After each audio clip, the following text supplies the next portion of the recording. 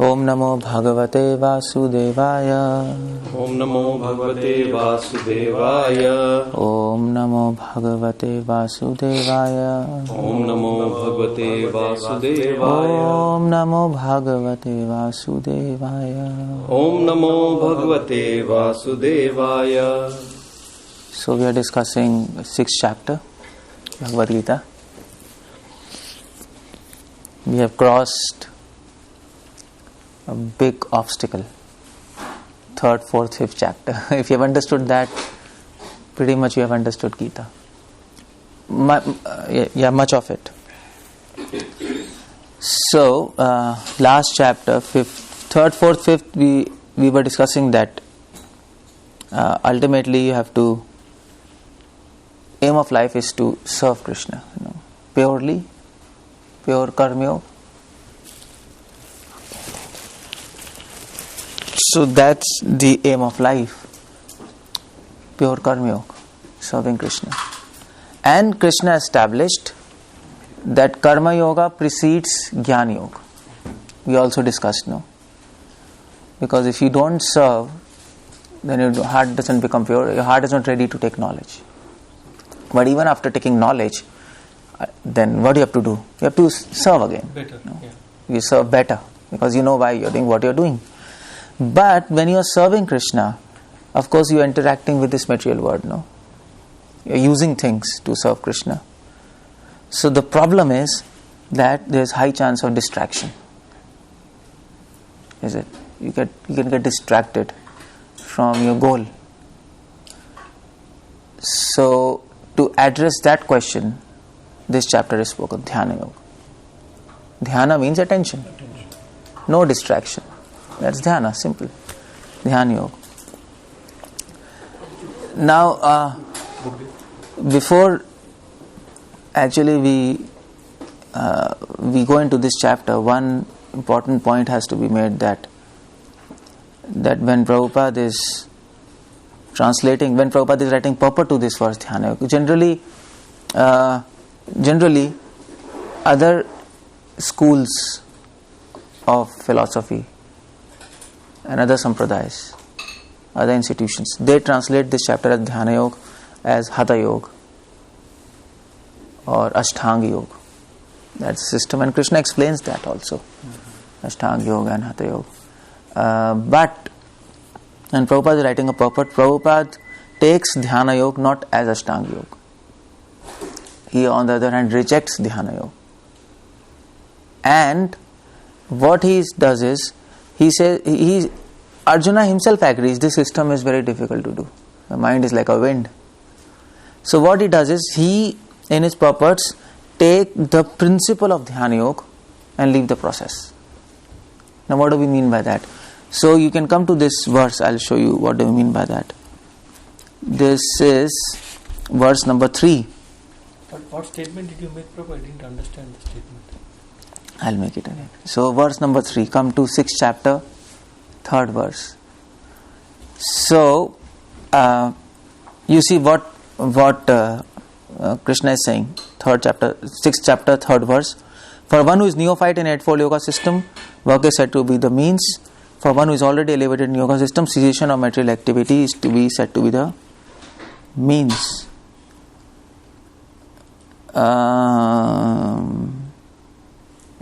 Okay. Now, what does Krishna say here? Krishna says in the purport, Prabhupada writes in the purport, the process of linking oneself with Supreme is called yoga. Krishna in this verse is mentioning Eightfold Yoga system, is it? Ashtanga Yoga. I told you. So Ashtanga Yoga, Yam, Niyam, Asan, Pranayam, Pratyahar, Dharana, Dhyan, Samadhi. Or you can say Ashtanga Yoga, or you can call it as Hatha Yoga. People call it Hatha Yoga also. They provide 6 steps, not 8 steps. They miss something. But it's all the same. Or you can say Raja Yoga. That's also same thing. Kundalini Yoga. It's also same thing. So Krishna says, okay, Eightfold Yoga system. Now Prabhupada writes in the purport, it may be compared to ladder for attaining topmost spiritual. I'm reading purport, 6th chapter, 3rd verse. It may be compared to a ladder for attaining topmost spiritual realization. The ladder begins from the lowest material condition of living entity and rises up to perfect realization of spiritual life. Everybody can see? Mm-hmm. According to various elevations, different parts of ladder are known by different names. But all in all, complete ladder is called yoga. May be divided into 3 parts: Jnana Yoga, Dhyana Yoga and Bhakti Yoga. Beginning of ladder is called Yoga Rukshu stage, highest rung is Yoga Road. You see? Beautiful. So, so Karma Yoga is highest. Karma Yoga. Now I'll come to that point. Now come to the last paragraph of this purport. Krishna conscious person, however, is situated from the beginning of platform of meditation, because he always thinks of Krishna. See? And being constantly engaged in service of Krishna, is Karma Yoga. He is considered to have ceased all material activities. So Prabhupada is taking the principle that, okay, fine, Ashtanga Yoga is you are fixing your mind, you are training your mind in Ashtanga Yoga to fix on Krishna. Prabhupada says, okay, fine, that's a process. Yam, Niyam, Atyar, Prarna, Asan, Prana, whatever. But you don't need to do this. By Bhakti or pure Karma Yoga, you can directly fix your mind on Krishna. Mm-hmm. So the principle of Ashtanga Yoga is fix mind on God. Yes. But Bhakti Yoga or pure Karma Yoga automatically fulfills that principle. So you don't need the process. You take the principle. That's what I was mentioning. So Prabhupada, when he is translating Dhyana Yoga in this chapter, he is taking the principle. Dhyana Yoga in principle means putting dhyan on Lord, attention on Lord. If you define Dhyana Yoga in the process, as a process, that means Ashtanga Yoga. So Ashtanga Yoga is not applicable in Kali Yoga. Nobody can do. So Prabhupada says, okay, we will take this word in principle. You understand? Now you got the point. So you can. Every word has 2 definitions. One is from the perspective of process. One is perspective of principle. Every word you take. Like for example, if you take company. So okay, what company it is?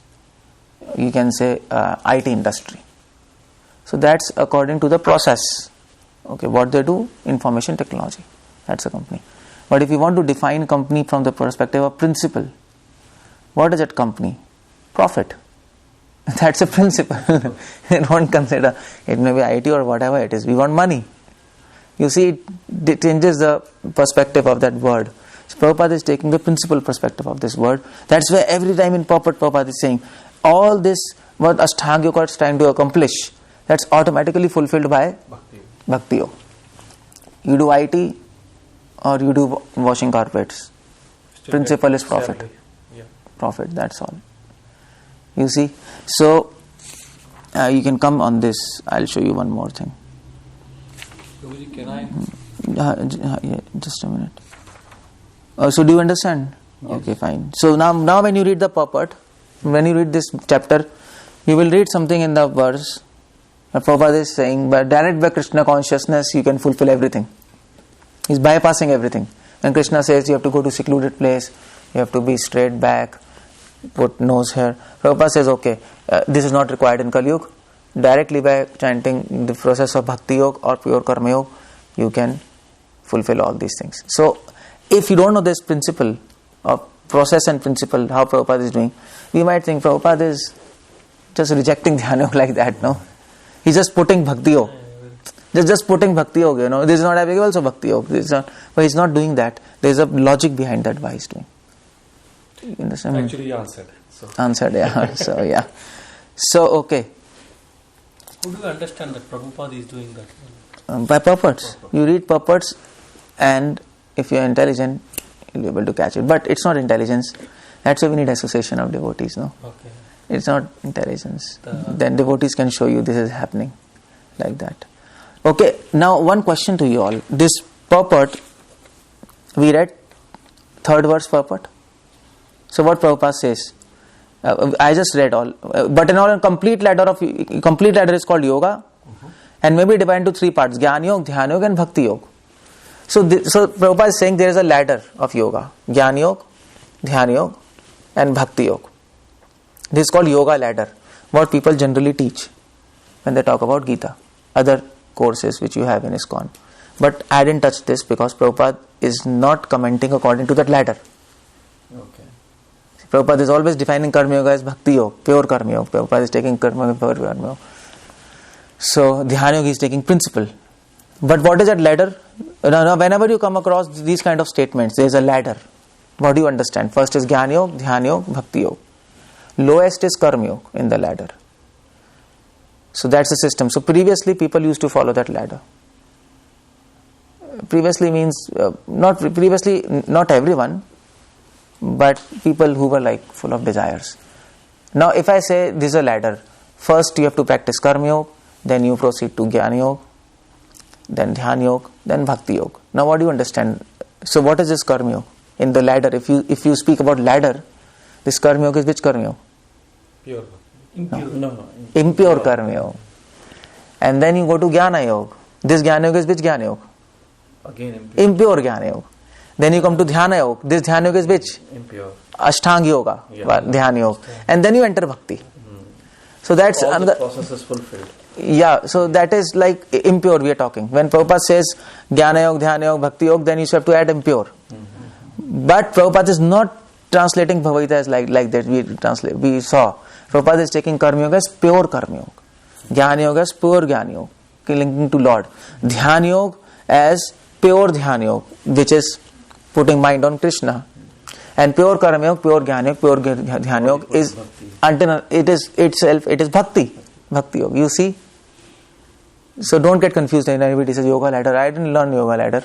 That's Yoga ladder is like, you don't need that first of all. But whenever you come statements like this, when Prabhupada makes Yoga ladder and all this, so you now understand what he's talking. And so then you can explain them that Prabhupada is, if anybody says Yoga ladder, you didn't learn Yoga ladder, we learned, but there's no need. Because Prabhupada doesn't use that system to explain. You got it? Now the chapter is easy, if you have understood. So now first come to the first verse. So what Krishna is speaking? Anashrita karma phalam karyam karma karotiya sasannyasi cha yogi cha na niragni na cha kriya. Shri Bhagavan Vacha. Krishna says, Supreme Personality of Godhead said, one who is unattached to the fruits of his work, who works as he is obligated, is in the renounced order of life. He is true mystic, nor he lights, no fire, or performs no duty. So again, Krishna is continuing the topic of 5th chapter, no? Krishna is saying, it is better to, Karma Yoga is better than Karma Sannyas. Right. Yes. Same thing.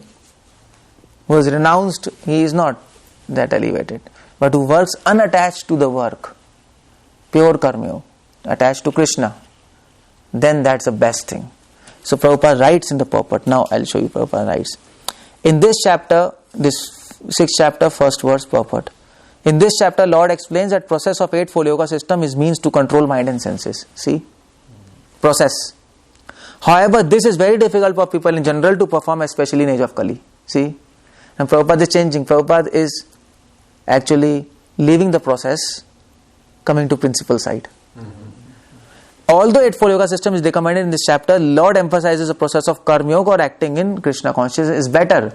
Prabhupada translates Karma Yoga as acting in Krishna Consciousness. Prabhupada says this is better because by acting in Krishna Consciousness, automatically your mind and senses will be controlled. The principle of Ashtanga Yoga is fulfilled. See? First 3 lines he explains everything. If you read carefully. But if you don't read carefully, what's happening? You can't understand anything what is going on. So that's okay. Let's go forward now. Finish it off. There are many things I can tell you, but I am not telling you because you'll get confused. I'm holding back. Maybe later I'll tell you. But this is okay. Okay. So let's come forward, fast forward, and okay. Let's come in 4th verse. Yada ina indriya artheshu na karm swa anushajjate sarv sankalpa sannyasi yoga rood taduchyate. Person is said to be elevated in yoga when, having renounced all material desires, he neither acts for sense gratification nor engages in fruitive activities. See, Krishna is coming to same point, no?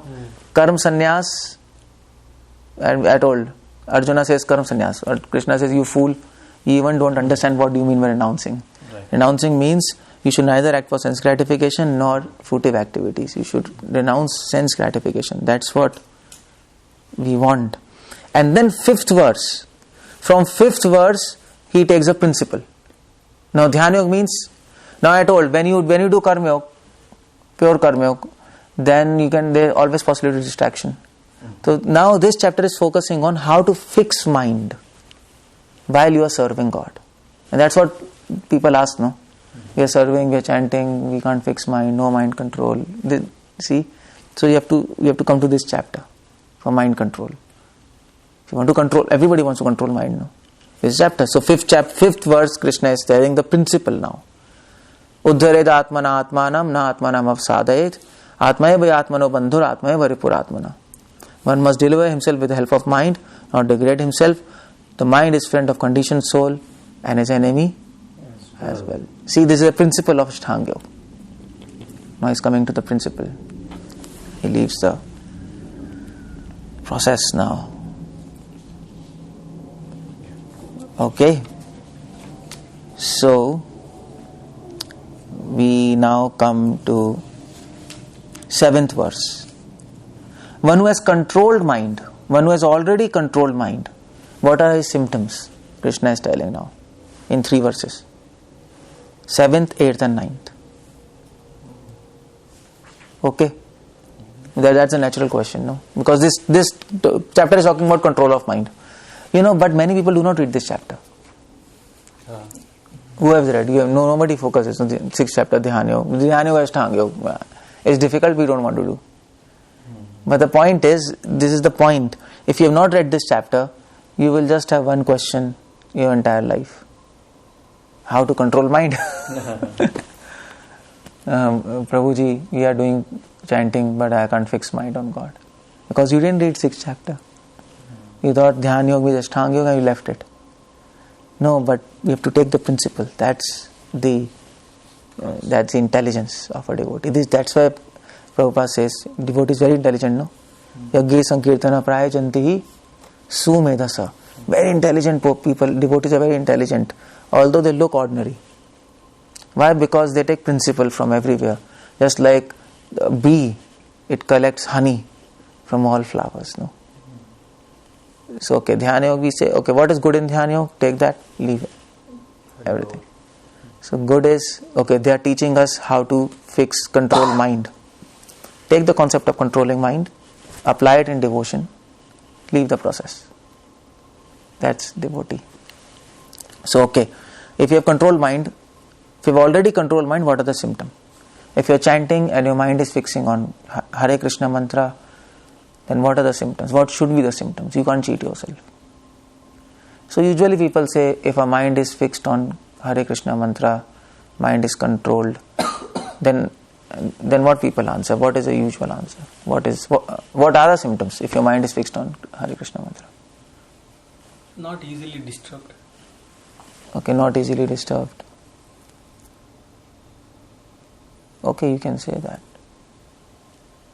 But, well, so what are the symptoms of a person whose mind is not easily disturbed? That's my question. You see? So people can think, okay, if my mind fixes on Hare Krishna mantra, I'll get bliss. That's a usual answer. And we think like that. And that's okay. That's in one sense okay, you get bliss. But that's not the main symptom. Krishna never mentions here bliss. He'll not mention here. Because that can be confusing, no? Everybody gets bliss. Even a new person gets bliss. Okay, people answer, if your mind is fixed on Krishna, Hare Krishna mantra, usual answer is, another answer is you get enthusiasm to serve. That's very nice. Yes, you get enthusiasm to serve. That's okay. We accept that. But this can be confusing because even neophytes are very enthusiastic to serve, no? People who come new, they are more enthusiastic to serve than all of us. Right. It seems like that. I mean to say, you'll get up Mangal Aarti at 5 o'clock or 4:30. But a person who just came, he'll get up at 2:30. You see new people and then Hare Krishna, So externally you can't make out by these things.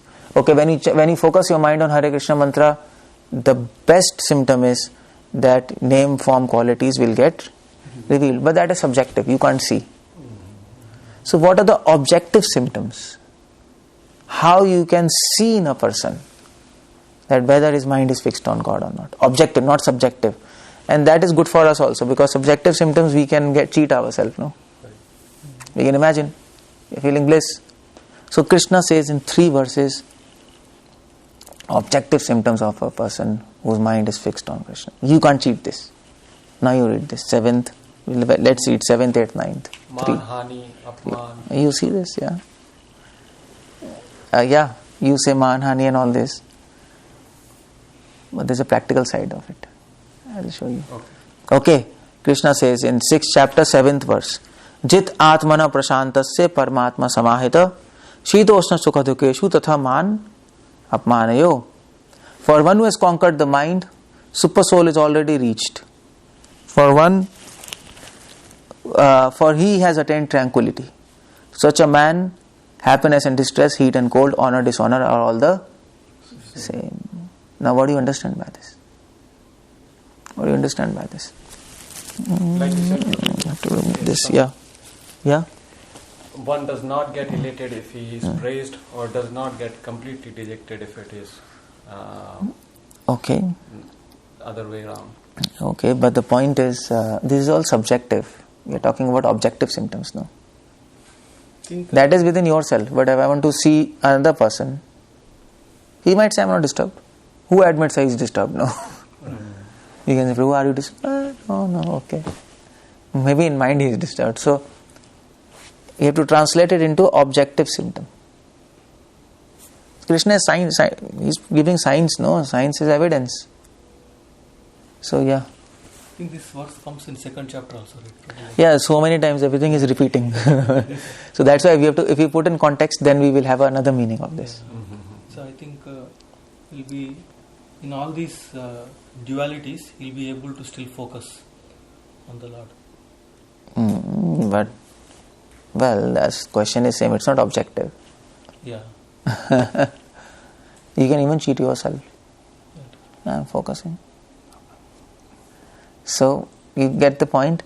That is why you have to read the purport. Now, Prabhupada gives a practical side to this. And what Prabhupada writes here? You see Prabhupada writes in the purport, 6th chapter, 7th verse. Actually, every living entity is intended to abide by the dictations of Supreme Personality of Godhead, seated in everyone's heart as Paramatma. See, first line. Everybody has to follow dictations of Supreme Personality of Godhead. Why Prabhupada is writing this line? Yeah, when the mind is controlled, we'll be able to... Yes, follow the rules and regulations. That's the point. Once, if your mind is controlled, if your mind is fixing on Hare Krishna mantra, the first symptom will be, you will be able to follow rules and regulations. Because to follow rules and regulations, you have to be above cold and heat. In winters, you will not get up for Mangal Aarti, no? In America, you have heaters, but still you will not get up. You see, to follow rules and regulations, you have to be above honor and dishonor. Because there are many rules and regulations. No meat eating, no illicit sex. And if you follow those rules, materialist will criticize you. You are not smart, you are nonsense. You don't eat meat, you don't do illicit sex, you don't gamble. You are complete nonsense, no? So in spite of that dishonor, you still keep on following. You see? So this is objective, no? Prabhupada brings the point of following rules and regulations. So the first symptom of controlled mind is, you can see in yourself and in others, you are following rules and regulations. You are not affected by heat and cold, by happiness, distress, by honor, disorder. You will keep on following. You can't cheat yourself by this. Is it? That's why people who are not following rules and regulations, they are actually bluffing themselves by saying my mind is fixed. You can't test yourself. The test of controlling mind is following rules and regulations. So you see, we have been discussing about rules and regulations, no? Rules and regulations will help you to control mind. by not allowing you to think nonsense. And at the same time, rules, regulations will also become a test whether your mind is controlled. So both things it helps, controlling and if it is controlled. That's why following rules, regulations is very important. So you can't say chant and be happy, no problem. Even if you break some rules, regulations, that's fine. You can't break, you can't afford to break. That's why Prabhupada was saying, follow as a military rule. Don't flout rules and regulations. And in all like Islam, Christianity, rules and regulations, everything, you have to follow rules, what God has said. If you don't follow, that's a big sin. So if you want to attain love, this is important. Otherwise you don't control it. If your mind is not controlled, mind doesn't fix on God, you don't get love. It will come, Krishna will say. Okay, this is first symptom. When you become more advanced, when your mind becomes more fixed, the next symptom will come. 8th verse. What is the 8th verse? This is beautiful verse actually. Gyan vigyan triptatma kutastu vijitendriya yukta iti uchyate yogi samalostra shamakanchana. A person established in self-realization is called yogi when he is fully satisfied by virtue of acquired knowledge and realization. Such a person is situated in transcendence and is self-controlled. He sees everything, whether it pebbles, stones or gold, as the same. What do you mean by this? Wow. Well done. Yeah. True knowledge is that when you get realizations by that knowledge. Gyan Vigyan. True realization is that when you get satisfaction out of that realization. Triptatma. True satisfaction is that when your senses are controlled. Otherwise, what do you mean by I am satisfied and still you are seeking satisfaction somewhere? And true satisfaction, true sense control is that when you see everything what is valuable for others as useless. Shamalostra Kanchana. You see pebble and gold, same. So Prabhupada explains in the purport, pebble and gold same means whatever is gold for others, you see as stone. Gold means valuable. Whatever is having value, anything of value, for you it is valueless. So what is of value for people? Money, relatives, 5 kids, Fame. Name and fame, knowledge, career, job, whatever is of absolute value for them. For a person whose mind is fixed on God, it becomes absolute valueless. And then you can understand, this is second symptom, subjective symptom, by which you can understand your mind is fixing on God. See, you can't cheat yourself by this, no? Is it? People can understand. Everybody can understand. Whether he's giving value to money, name, fame, his relatives, his wife, his children, his husband, her husband, house. You might be using these things, but you know it's of no value. Now, no value means, if you don't give value to all these things, what does that mean? That means a devotee will live to the basic needs. You see, that's second symptom. If his mind is fixed on God, that is objective symptom. His needs will be very basic, very less, minimal, to the required, and he will focus on God. So you can know by simple living, high thinking. You can know by his life. Everybody can see whether he is luxurious or simple living, high thinking. Everybody can know. So that's second symptom. When you are more advanced, your life changes. See, your whole life will change. It is not just, okay, my mind is fixed on Hare Krishna, and what is your life? Same life. Then it's not getting fixed. There's a problem. That's the second symptom of control. So you see, if somebody asks you, how do we know my mind is controlled? You have to quote these 3 verses in preaching. Anytime control of mind comes, you should come to 6th chapter, 7th verse, 8th verse and 9th verse. Just come here. Don't just speak from your mind. Yeah, controlled mind, yeah. Something, some story you will say and finish. That's not the point. And if you are more advanced, if your mind is perfectly fixed in Krishna, then third symptom is there. 6th chapter, 9th verse. This is difficult. This cannot be done. What Krishna says, Suhid mirtadi udasina madhyastha dveshya bandhushu sadhushu apicha papeshu samabuddhir vishishyate. Person is considered still further advanced. See, Krishna says further advanced, highest advancement. When he regards honest well-wishers, affectionate benefactors, neutral meditators, envious friends and enemies, pious and sinners with an equal mind. This is almost impossible. That needs perfection. That needs, just like Prahlad Maharaj, Hiranyakashipu was trying to kill him so many times. But for Hiranyakashipu, Prahlad prayed to Lord Narasimha. No, just like Christ, they wanted to kill him. He says, forgive them. That you can't do. We cannot do that. It's impossible. So everybody, every big saint. So a devotee at this platform, he is not going to blame anybody for anything, because he knows whatever is happening in his life is due to his own karma. His mind is fixed on God, no? Whatever is happening in his life is managed by God, not actually karma. It's managed by God, whether enemy, whether friends, whatever is happening. So if it is managed by God, what can we say to anybody? Anything. Why did you say not by karma? Because not by devotees are not by karma. No, this is like his mind is totally fixed. He is fully advanced devotee. Okay. It's not us.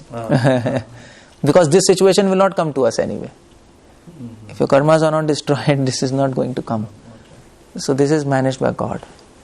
God manages. So he's like, that's okay.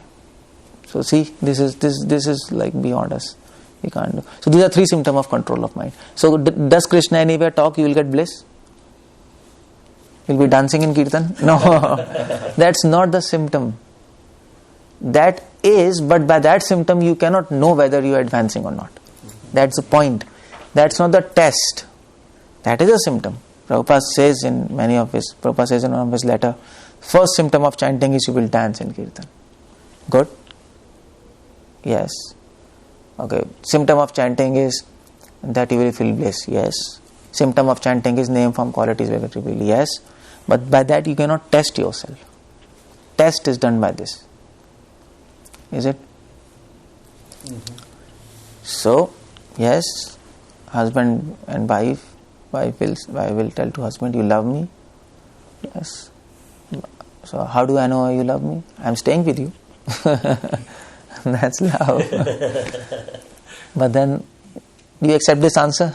The answer is right. Who will stay with anybody without love? But this is not the perfect answer we are seeking for. If you love me, you take me for shopping or something. You see, that's a difference. So, yes, how do you know your chanting is good? You get bliss, but this is not the answer we are seeking. We are seeking this answer. These 3 verses. That's very important. So you see, if you would have not read this chapter, you will never know whether his mind is controlled or not. Get confused and make others confused. That's why every chapter is important. Okay, so let's fast forward and go forward.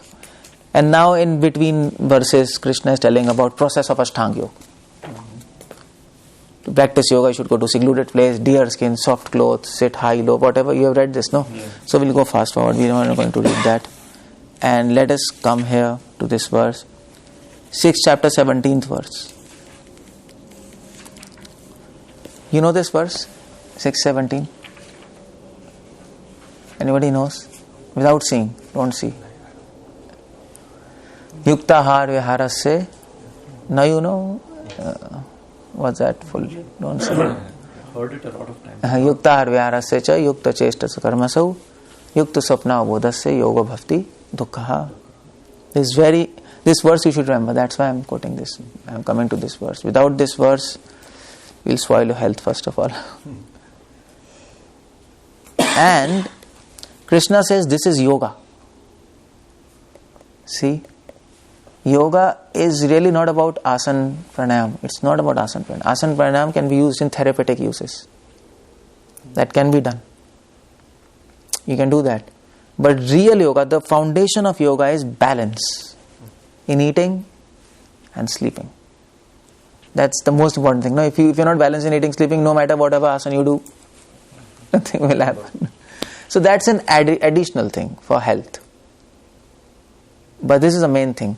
And now in this chapter, what I was telling you, you can do that for health, but I'm not talking about health here. We are talking about spirituality. Now Krishna leaves the process, take the principle. So this is a principle of Ashtanga Yoga. Principle of Ashtanga Yoga is balance. Balance in Yukta Ahar Vihar, eating. Chestasa Karmasau. Balance in your ordinary activities and spiritual activities, no? Your job and balance in Swapna Bodhasya, sleep. So we take the principle of this yoga, apply in Bhakti Yoga. Leave the process. So in Bhakti Yoga also, Krishna Prabhupada now explains here in the purport. Krishna conscious person should always eat vegetables, not meat. He should eat minimum. He should sleep minimum. He should sleep to what is required, otherwise you waste time. See? Then where is the balance, Prabhuji? So balance is three things. If you don't sleep the required amount of time. No, so balance. No, balance between sleeping, eating and your work. That's a balance. You eat so much so that you don't get much sleep. Okay. That's the idea. You don't sleep so much that you miss your Krishna consciousness. And you don't work so much that you're always in work, you don't have time for any other thing. So balance between these three things. If you know how to balance, you can be Krishna conscious. And that's what is the problem with all devotees. No balance. Sometimes you're working too much, sometimes you're doing that too much, sometimes you're sleeping, sometimes you're eating, you get sleep. It all become messed up. Every day it should be balanced. Day after day after day. Just like Bhaktivinoda Thakur, he was balanced. Bhaktivinoda Thakur was so much balanced that when he used to walk out of his house for work, people used to come with their watch and fix the time. It should be 8:10 because Bhaktivinoda Thakur came out of his house at this time. People used to match their watches by that. He was so disciplined. He was so balanced. If you are not balanced, you can't practice Bhakti Yoga. It's impossible. And then you don't advance. So you see, you take principle. You take principle out of it. See? Okay, so this verse you should always remember. Okay, and then we go fast forward and just come here and come to 25th verse. So what does Krishna say here? Shanai shanai uparamed buddhaya dhriti grahitya atma samstham mana kritva na kinchidapi chintayit. 6th chapter 25th verse. Krishna says, gradually, step by step, one should become situated in trance by means of intelligence sustained by full conviction. His mind should be fixed on self alone, should think of nothing else. So what does Krishna say? Shanai shanai uparamed. Uparamed means, what does Prabhupada translates? Uparamed means one should hold back. Is advance. Uparamed means advance. How shanai shanai? Shanai shanai means gradually, step by step. If anybody, this verse is an answer to the question. When anybody says, Prabhu, I'm practicing Krishna conscious, but I am not advancing much. So to quote this verse, it will take time. Krishna says, Shanai Shanai, gradually, doesn't happen in one day.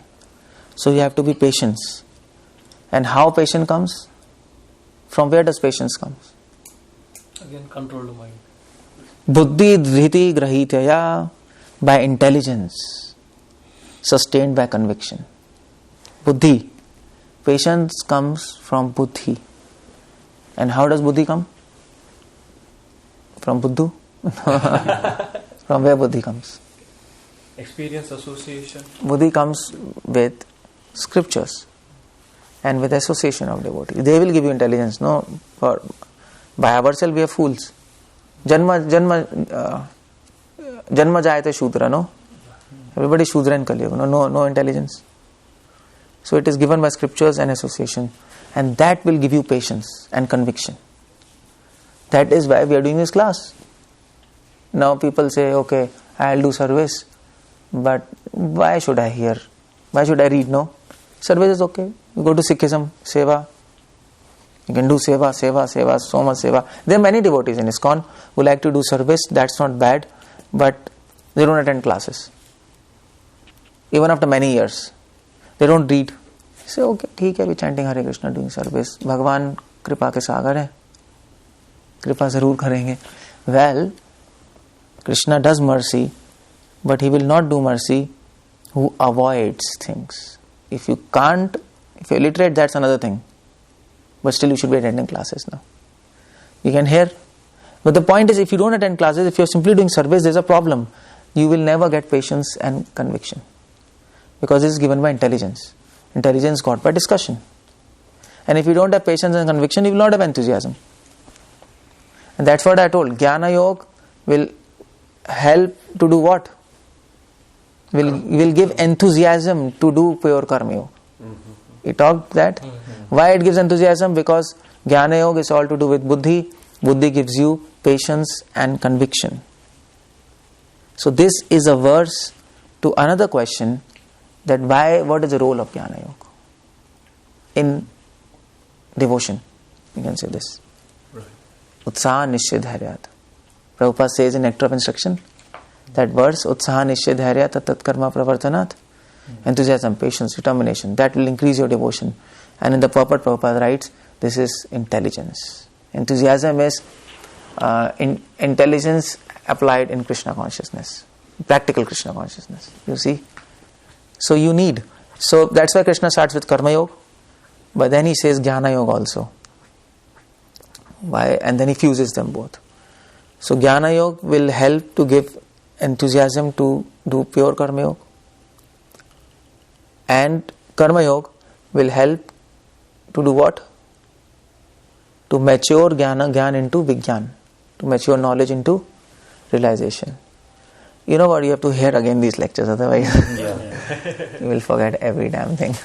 You can't remember anything what I said. Because this is not knowledge. This is not information. This is practical I am talking. You have to apply. So anyway. So in other words, we are trying. You will hear again. That's why it's recorded. So in other words, service matures knowledge into realization. Knowledge gives enthusiasm to do service. In simple words. That's a link between service and knowledge. So you have to do both. You have to do service, attend classes and read. If you avoid reading, as many Indians don't have habit, no time, that's a main excuse. Or maybe it's a who will read, People don't have habit in this age also of reading. If you avoid reading Prabhupada books, if you avoid discussion with devotees, then what will happen? Slowly enthusiasm will go down. You will do service mechanically. So such an important verse, no? Yes. This is very important. Actually, every verse, I can talk on this verse for 1 month. I can keep on talking, but it's very nice. But we can't talk here 1 month. We have to finish this. But read Gita. It's every verse is insight to that. Okay. So just we'll do a fast forward, and then come to verse number 30. This verse is very important. Prabhupada quotes many times every this verse. You are saying very important. I'm doing fast forward also. But star. But this verse is important. Prabhupada quotes, Yo mam pashyati sarvatra sarvam chaima pashyati tasyam na pranashami sachamena pranashyati. Krishna conscious person, for one who sees me everywhere, sees everything in me, I am never lost, nor he is ever lost to me. 6th chapter, 30th verse. This is perfection of Krishna consciousness. He sees me everywhere, sees everything in me. I am never lost, nor is ever lost to me. You see, when he is chanting, he sees whom? Krishna in holy name. I just told, perfection. This is related to that. When he is not chanting, when he is seeing this material world, what he sees? Again Krishna. It is not that you are seeing Krishna only in holy name. Everywhere. That's the point. That is perfection. So, okay, fine. When you are chanting, name might reveal its name, form, past times. Suppose it starts happening one day. Hare Krishna, Hare Krishna. and form, name, pastime starts revealing.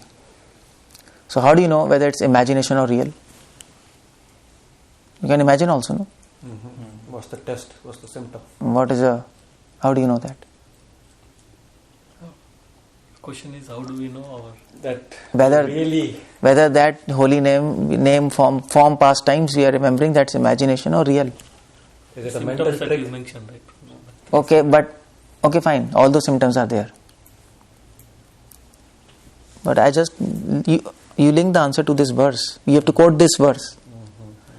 If it is real, then even if you leave chanting, you will be able to see Krishna everywhere. You see, if really Krishna is revealing to you in chanting, He will reveal to you always, without chanting also. When you see material world everywhere, sees me everywhere and everything in me. While chanting, our mind is trying to focus on Krishna, so that may be the initial one. Yeah, that is another thing. So, when you finish, Prabhupada was like that. When he's chanting, he's seeing Krishna inside. And he's not chanting, he's seeing Krishna outside. No, he's linking he could link everything to Krishna. It's not that he forgets sometime, he can see Krishna everywhere. So, Bahir Narsimha, Hriday Narsimha, inside, outside. That's why we sing, that's perfection of Krishna consciousness. I am never lost, nor is ever lost to me. So this is the verse by which you can quote. Totally failed. That is real. This is perfection. This is a gift by Krishna. Who is sincere, he will give this gift.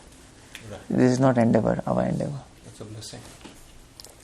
Okay, so you can quote this. This is very important verse. You should remember this. And then Arjuna asks 2 questions. Because if we tell all these things, no, mind control, and this should happen. If you tell anybody, he will say, Bhaiya, it's difficult. That's a usual question, no? Arjuna asked the same question. Arjuna said, 6th chapter, 33rd verse. Arjuna says, O Madhusudan, the system of yoga which you have summarized appears impractical and undurable to me. Same thing, no, with all of us. For the mind is restless and unsteady. Same question. Chanchalam imana Krishna pramati balvadradam, 34th verse. Tasyam negram manne vayu riva sadushkaram. It's very difficult to... Arjuna could control wind. Right. His name was Sabyasachi, by his arrows. He could control mind. So Prabhupada says, if Arjuna cannot control mind, what about us? Right. It's very difficult. And what does Krishna say? 35th verse. What is the solution?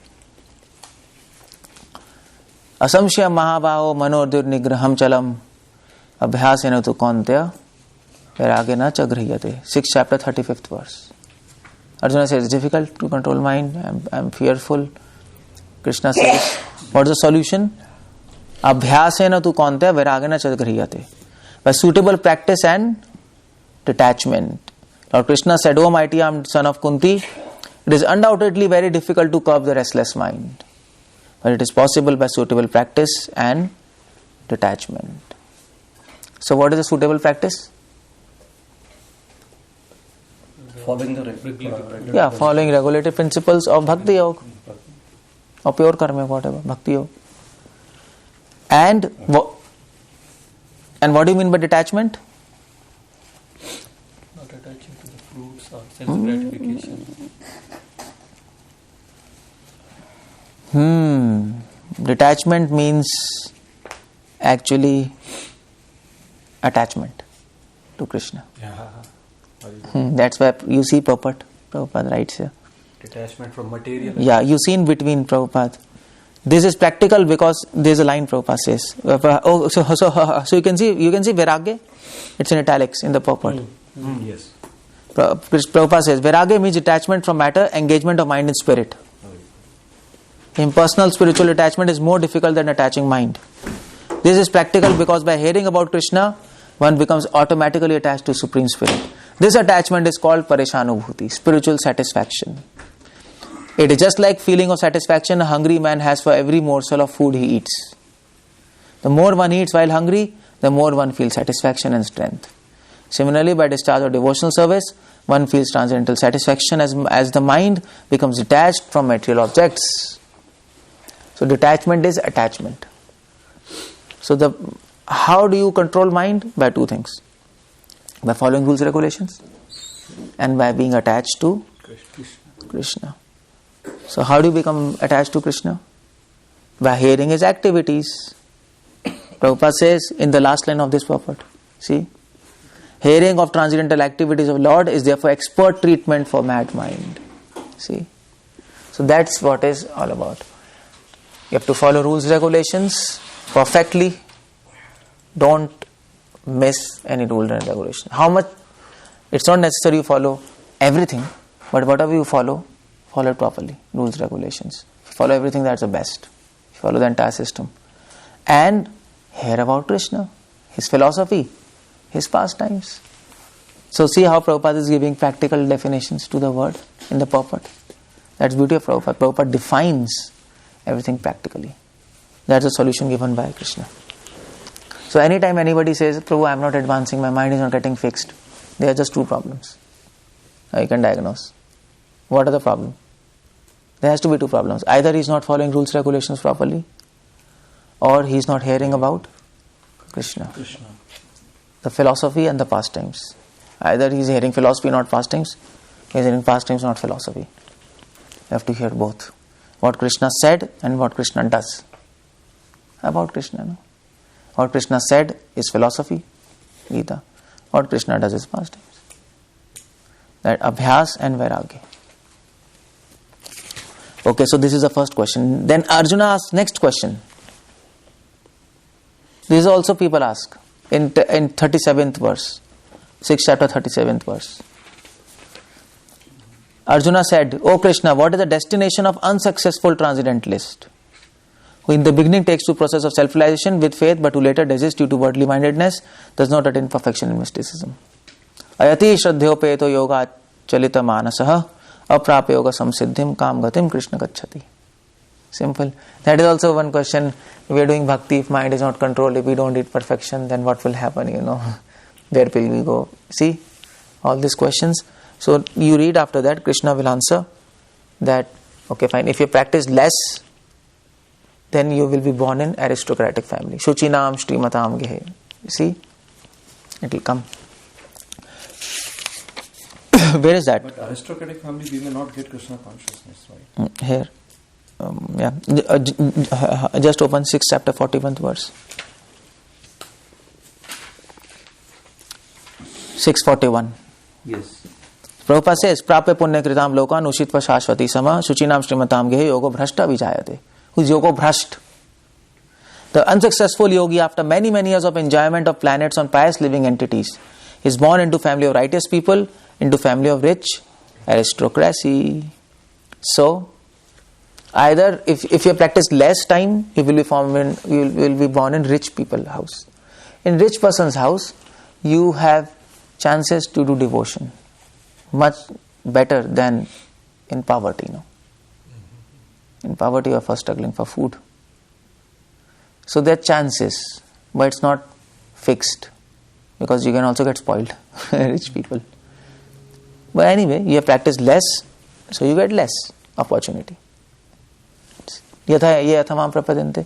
If you have practiced for a long time Krishna conscious and you don't attain perfection, you die. You don't attain love and you die. So if you have served for a long time, more service, more opportunity. So you are born in a Shuchinam. Shuchinam means a Vaishnava parivar, family of devotee, family of spiritualist.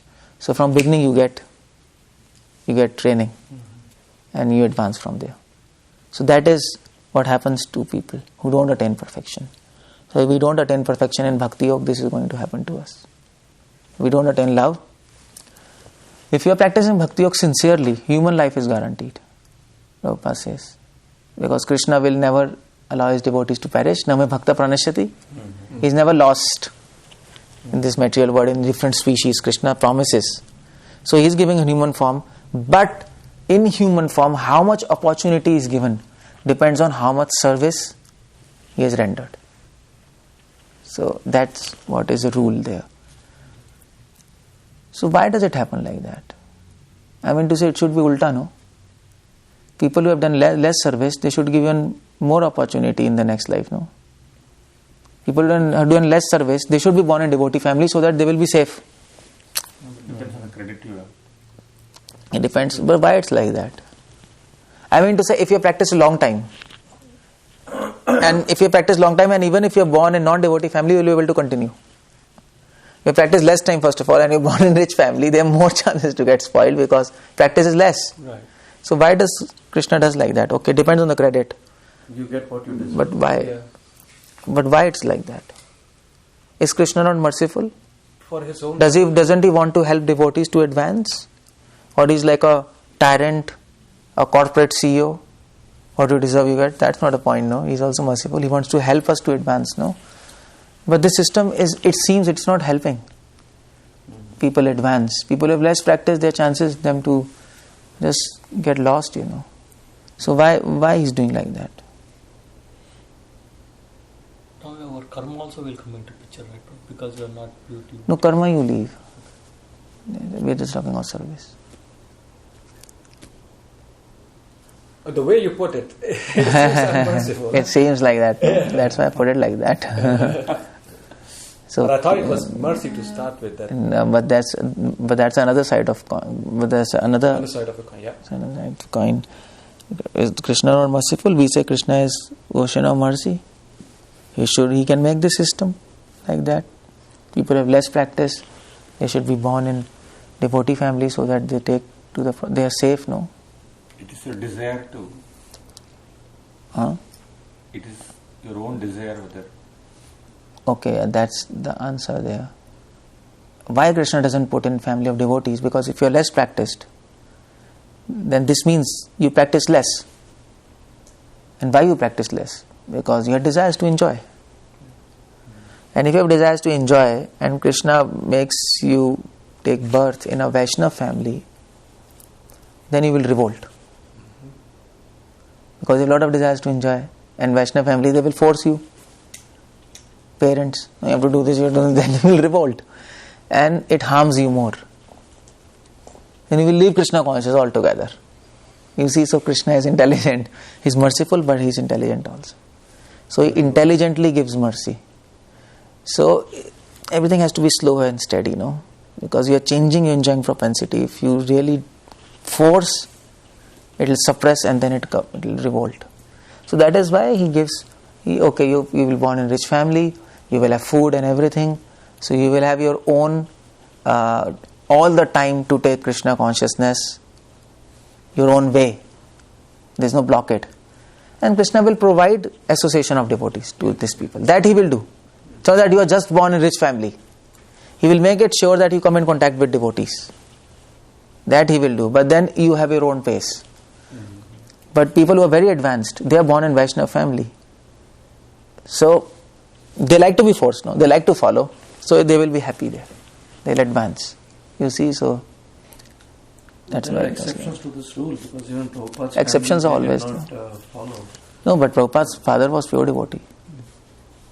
Prabhupada said, I learned everything from my father except printing. Printing I learned from my guru, but everything I learned from my father. He was born. Prabhupada says here in this purport, Prabhupada says, not in this purport, but Prabhupada says in Chaitanya Charitamrita, when he quotes this verse in the purport, and he says, we were fortunate to be born in a family of pure devotee. My father was pure devotee. He mentions here. Okay, so you understand this. So this will happen to them, and then you will advance. So, and then come to last verse. Last verse you should remember always. And you remember this last verse, no? Which is it? Yoginam api 649. Yeah, Yoginam api sarvesham 647. Madgater antaratmana Shraddhavan bhajteo mam samyuktamo mataha. You remember this verse? Everybody? Do you remember? 6 chapter 47th verse. You should remember this verse. Don't forget. Prabhupada quotes many times. And of all yogis, the one with great faith who always abides in me, thinks of me within himself, renders transcendental loving service to me, he is most intimately united with me in yoga, as highest of all, that is my opinion. Highest yogi is bhakti yogi. So you read the purport, Prabhupada explains. Highest yoga is bhakti yoga. Understand? That's okay. So in this purport, when you go, in this purport, Prabhupada is actually mentioning yoga ladder. You read. So first, see, you can read afterwards there. First you start with karma yoga, then jnana yoga, then dhyana yoga, then bhakti yoga. You see? You can go and read. Yeah. From beginning of karma yoga to the end of bhakti yoga is a long way to self-realization. Prabhupada mentions the purport. You reading? Yeah. Which paragraph? In the purport, 6th chapter, 47th verse, 3rd paragraph. Culmination of all kind of yogas practice lies in bhakti yoga. Yes. All other yogas are meant but means to come to the point of bhakti. Yoga actually means bhakti yoga. All other yogas are progression towards destination of bhakti yoga. From the beginning of karma yoga to the end of bhakti yoga is long way to self-realization. Karma yoga without fruitive results is beginning of this path. When karma yoga increases in knowledge renunciation, that's it's called jnana yoga. Jnana yoga increases in meditation, super soul, physical process, mind on him, it is called Ashtanga yoga. And once one passes Ashtanga yoga, one comes to the point of supreme personality God, bhakti yoga. You understand? So when you read this kind of statement, here karma yoga means impure karma yoga. Jnana yoga means impure jnana yoga. Dhyana yoga means impure dhyana yoga. And then you come to bhakti. This was a system in previous ages. But now in Kali Yuga, you don't have so much time, first of all, so much life. Prabhupada says direct take to bhakti yoga. And when you direct take to bhakti yoga, then in bhakti yoga, you include karma yoga, jnana yoga, dhyana yoga, but in pure form. Pure karma yoga, pure jnana yoga, pure dhyana yoga. And that combines to form bhakti yoga. And that's how Prabhupada translates these chapters, because in Kali Yuga, that ladder you can't follow. Less age, you're lazy, spiritually lazy, we all, no body, you can't do, no time. You see, so now you can understand, when karma yoga is coming, you have to put impure, pure. Otherwise it doesn't make any sense. You get confused. So okay, that's 6th chapter. Thus ends Bhaktivedanta purports of 6th chapter Srimad Bhagavad Gita in the matter of Dhyana Yoga.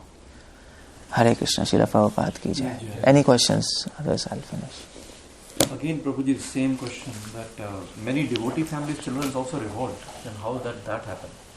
Many devotee families revolt. That might happen because of bad association. Their bad association. Bad association. Krishna doesn't guarantee that you will not get bad association. That's up to you. We were discussing Narkasur. He was son of Krishna. He got bad association. Dvivida gorilla. Dvivid, he was in Ram's army, he got bad association, became a demon. So that's not to do with mismanagement of Krishna. That is to do with their mismanagement, not Krishna's. Krishna's management is perfect. But they messed it up. But even if that happens, Prabhuji, at some point in life, they will realize that, oh, I messed it up. I already had everything good. I don't know, you should ask them. I don't know. They might not. Are also. they impure souls? They might not also. Krishna's son became demon. Krishna had to kill him. He didn't realize. Nobody can tell. Maya is very strong. She's always acting, no? She always wants to destroy the plan of Krishna. That is her job. That's her job. She will do whatever is required to do that. So she can't destroy plan of Krishna, but she will destroy your mind so that you will not follow the plan. She can't destroy Krishna's plan. That's perfect. But she can bewilder you so that you will not follow the plan, you will follow. Doesn't it look like Krishna had a plan and didn't? It's not. That's what I'm explaining. It looks like Krishna had a plan, it didn't work, but it's not that. Krishna had a plan, you didn't follow properly. Free will. Free will. That's free will. So it's all gone. That's the point. So some souls like people of ISIS and all who have, are they always very impure souls or? No, it's mostly, most of them are bad association. Bad association. See, bad people are very few. Real bad people. Mm-hmm. Yeah. Mostly people are ignorant. Yeah. And they get influenced by them. and they become bad. That's why Prabhupada said preach. You can save ignorant people by being influenced with... There are few bad people, few demons who are like destroying this world. So you can save them by their influence. That's preaching. Because if all people are bad, then what do you preach for? That's the point. Many people are ignorant. But they are ignorant, but they are bad karmas. By their own bad karma. By their own bad karmas, they are born there and they are getting influenced by that. They are not bad people, they are bad karma. Any questions here? You can ask them if they have any questions. Any questions? Hare Krishna. Krishna Prabhuji, in that verse Yuktahara Viharasya, Krishna speaks about recreation. Yeah. Only three things: eating, sleeping and recreation. So I was wondering why recreation? Yeah, recreation doesn't mean that you have to go for entertainment there. Recreation means preaching. Recreation means going here and there, no? So why devotee goes here and there? Yeah. For preaching. So Krishna says you balance between eating, your work, household work, whatever, job, your sleeping and preaching. I didn't add in preaching there. I didn't want to confuse, but that recreation is preaching. Your traveling, your programs, your all these things, that's recreation for devotees. So that's to be added there. Okay? Yes, Prabhu. Thank you very much. Okay, let's. Okay, can we end the call here now? Yes. Hare Krishna. Vansha Prabhupada ki jai. kalpatarubhyascha kripa